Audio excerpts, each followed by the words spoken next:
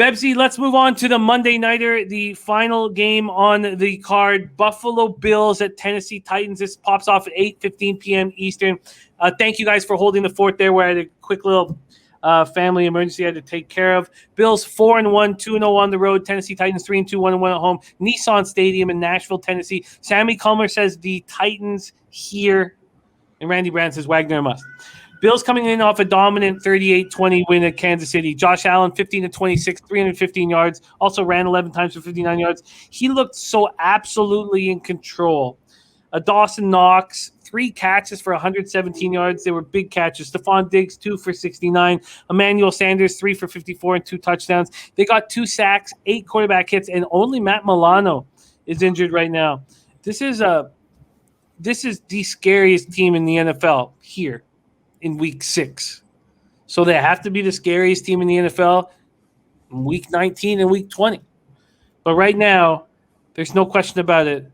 The Bills are monsters. Let's take a look at what this market is here for the Monday Nighter. The Bills opening up at -5.5. That's where they stand now.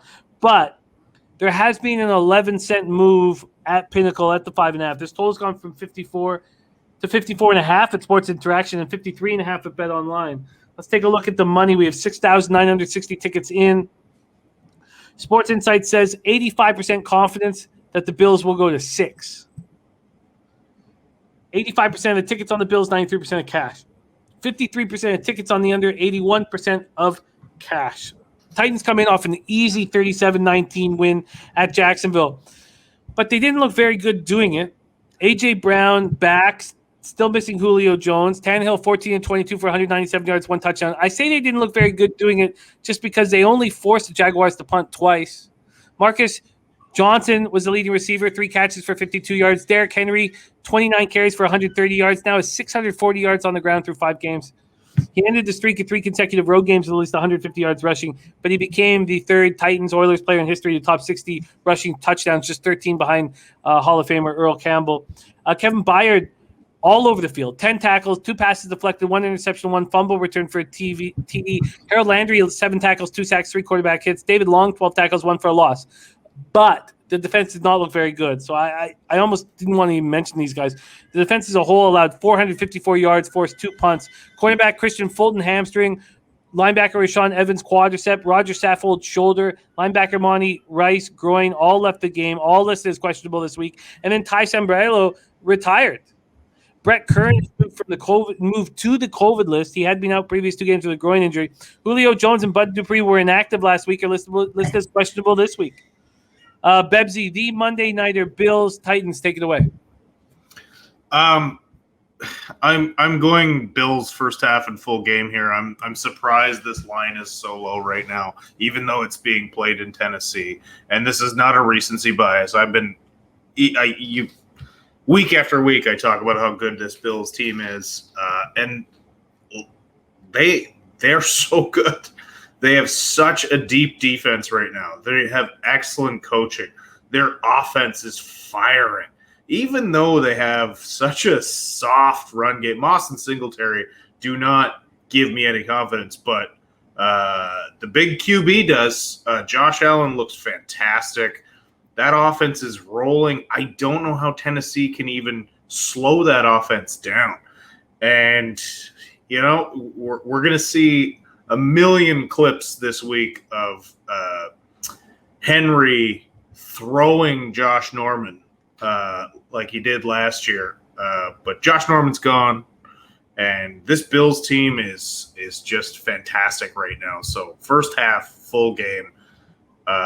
I love the Bills this week. I love the Bills in this spot. I understand they're on the road, but I don't think that's going to matter. I just don't see how this Tennessee defense can even slow them down. It's a very public spot coming off a very important game for them. I'm nervous. You know what? It was a very public spot last week against the Chiefs, and they kicked the shit out of the Chiefs. And the Chiefs they're still a better team than the Titans. The Titans have so many injuries as well as being an inferior team. I don't see it. I don't see how the Titans stay in this game. This bet makes me extremely nervous, but it's going to move to 6, so you might as well get the 5.5 now. You might as well get that first half now. So let's do that for you. There's 1-3 left. You got the last 3 on the board at Heritage. So let's give you that right now. First half -3 at -116. Sorry, first half -3 at -116. And we'll give you the full games at -5.5 here. I don't know. Look, public's been cashing, but this makes me so nervous. -5.5, -110 at Sports Interaction, and most books have moved to 6. So let's get you that -5.5, -110 with no VIG. That's at Sports Interaction. And then this one was at Heritage. I just don't see how this isn't a letdown spot. I don't see how it couldn't be. I just think this team they're on a warpath right now. This team is motivated. They have letdown spots happen a lot of the time with inexperience and bad coaching. And this team might be a little inexperienced, not on defense. They got a lot of vets on D. But I think McDermott is just too good of a coach to let this happen. Huh. I hear that. And we've got 6 days to plan this out and attack this game, but I imagine that it's just going to keep moving in the Bills' direction. Those of you who have interest in the Titans, like myself, should just sit back and wait. Got to keep that offense off the field. Look, they're a juggernaut, and it was as embarrassing a call being on the Chiefs last week as I can remember.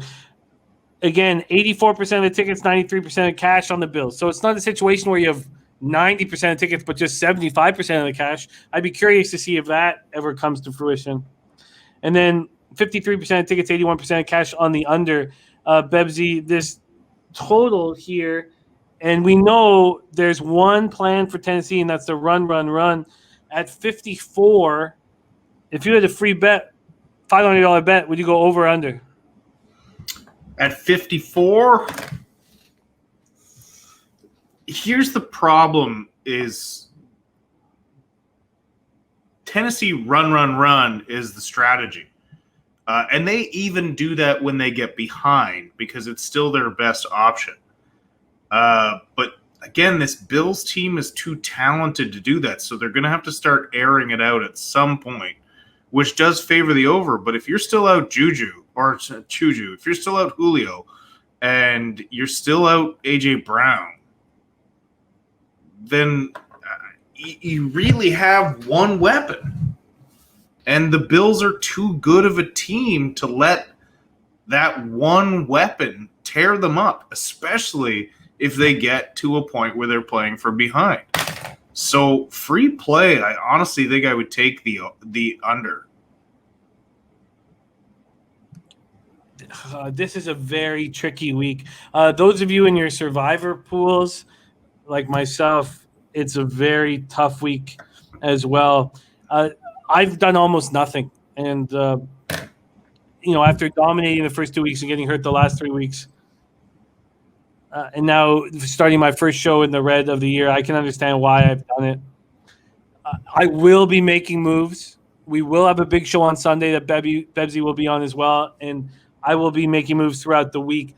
At this point, there's only one for sure move, but I don't see, honestly, how I won't have some angle on the Titans come Sunday.